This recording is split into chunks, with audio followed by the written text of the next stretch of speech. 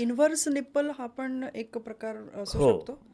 म्हणजे मला असं म्हणायचं आहे, की निप्पल हे नॉर्मली जसं बाहेर येऊन प्रोट्रुडिंग असायला पाहिजे, हं, ही हं. एक नॉर्मल एनाटॉमिकल पोझिशन झाली त्याची. बरोबर. पण तो प्रोट्रुडिंग नसेल हं, आणि त्याचं जर इनड्रॉइंग होत असेल, हं, इन्व्हर्टेड निप्पल असेल, तर ती प्रत्येक वेळेलाच ॲबनॉर्मल असेल असं मी म्हणत नाही. हं, हं. पण ती जर सडनली एवढ्यामध्ये इन्व्हर्टेड झाली असेल, तर नक्कीच तुम्हाला त्या गोष्टीकडे बघावं लागेल, की त्या निप्पलमध्ये काही त्रास आहे का? हं. पण सर कॅन्सर हा होतो कशाने? म्हणजे काय लोकांमध्ये मिथ आहे किंवा काय अ, राइट.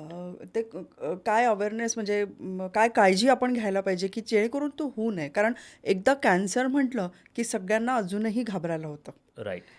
त्याच्या आधी मी थोडंसं याच्या स्वेलिंगच्या बाबतीतच बोलणार होतो. बरं. मला हे म्हणायचं होतं, की रूटीनमध्ये हं. ऑलमोस्ट से 30% to 40% महिलांमध्ये प्री मेन्स्ट्रुअल आणि पोस्ट मेन्स्ट्रुअल थोडासा ब्रेस्टमध्ये फरक पडतो. तर हार्मोनल इफेक्ट असतो हं, हं.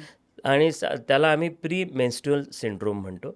साधारणपणे पिरियड यायच्या 7 ते 8-10 दिवसापासून ब्रेस्टमध्ये थोडासा कडकपणा जाणवतो, ठसठस जाणवते, जडपणा जाणवतो, असं हेवी वाटतं किंवा थोडासाही अलगद जरी टच झाला तरी तो पेनफुल असतो. हं. हे प्री मेन्स्ट्रुअल फेजमध्ये असतं आणि हे कदाचित ज्यांना होतं त्या महिलेला स्वतःला लक्षात येतं की आपल्याला हे चेंजेस येतात. हं. पण तिच्या हे पण लक्षात येतं की जसा पिरियड आल्याबरोबर 1 ते 2 दिवसामध्ये या सगळ्या गोष्टी नॉर्मल ऑलमोस्ट होतात. 90% नॉर्मल होऊन जातात बरं. आणि 5व्या-6व्या दिवशीपर्यंत ती ब्रेस्ट अगदी नॉर्मल होऊन जाते. म्हणजे तिला त्या ब्रेस्टबद्दल काहीच कंप्लेंट राहत नाही.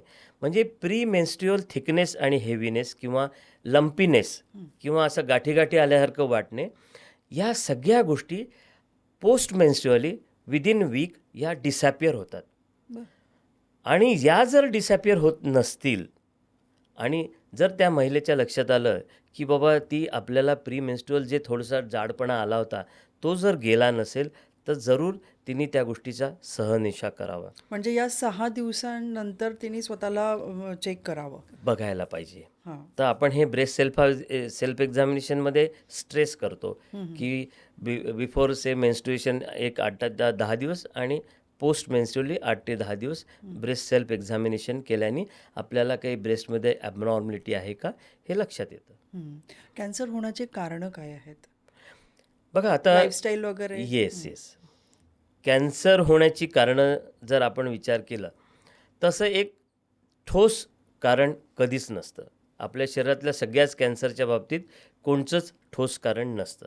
किंवा हेरिडिटरी? हां, हं. हेरिडिटरी हा जो प्रकार आहे, तो ॲव्हरेज से 8 ते 10% आहे फक्त. बरं. राईट? हं. पण उरलेला जो 10% उरलेला 90% कॅन्सर जो आहे, हा 100% कशावर अवलंबून आहे? एक लाईफस्टाईल. हं. दुसरं तुमच्या डाएट फॅक्टर्स. तिसरं इनॲडिक्वेट एक्झरसाइजेस. हं. चौथं अतिस्निग्ध पदार्थ. 5वं ओबेसिटी. म्हणजे हे सगळे आम्ही त्यांना डायरेक्ट कारणं म्हणण्यापेक्षा प्रिडिस्पोजिंग फॅक्टर्स म्हणतो. म्हणजे ही डायरेक्ट कारणं नसतात. म्हणजे मी असं म्हणणार नाही, की 100 ओबेसिटी असलेल्या लेडीला प्रत्येकीला काही होणार आहे, हं. तसं नाही. हं. पण these are the leading factors for almost all cancers and also for breast cancers, right? नंतर इव्हन हाय मीट डाएट बरं. ह्यासुद्धा one of the predisposing फॅक्टर्समध्ये समजल्या जातं. हं. नंतर म्हणजे जास्त हाय नॉन-व्हेज हां, किंवा हे नॉन-व्हेज राईट, जास्त राईट. म्हणजे हां. ज्याच्यात fatty food. Yes, fatty food, अतिस्निग्ध पदार्थ हं, हं, हं. आणि हाय शुगर डाएट. अच्छा. म्हणजे ॲक्चुअली जर विचार केला तर हे फॅक्टर्स सगळ्याच कॅन्सर्समध्ये लागू पडतात, तसेच ब्रेस्ट कॅन्सर्समध्ये लागू पडतात. हं. आणि जर हार्मोनल इफेक्टबद्दल जर विचार केला, तर थोडाफार इफेक्ट असा आहे, काही गोष्टींमध्ये जाणवला आहे, की अर्ली मेनार्की, लेट मेनोपॉज, नंतर मॅरेज लाईफ? हां, तेच म्हणतोय, हां.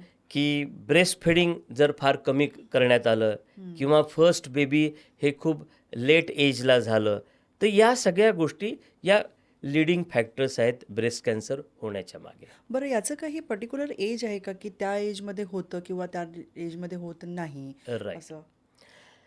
जर आपण असा विचार केला की ब्रेस्ट कॅन्सर हा मॅक्झिमम वयाच्या 50 नंतर होतो. म्हणजे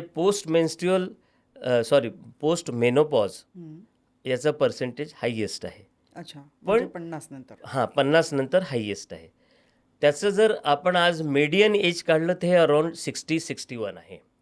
median age for the breast cancer. तो ageing is also one of the predisposing factors. म्हणजे जसं-जसं वय वाढतं तसं-तसं percentage of the having probability of cancer breast increases. म्हणजे मी म्हणेल की 40 नंतर याचं प्रमाण चालू होतं. साधारणपणे 40च्या आधी ब्रेस्ट कॅन्सर होणं रेअर आहे. बरं. पण तरी हं. त्या एज ग्रुपमध्ये सुद्धा आजकाल पेशंट्स यायला लागले.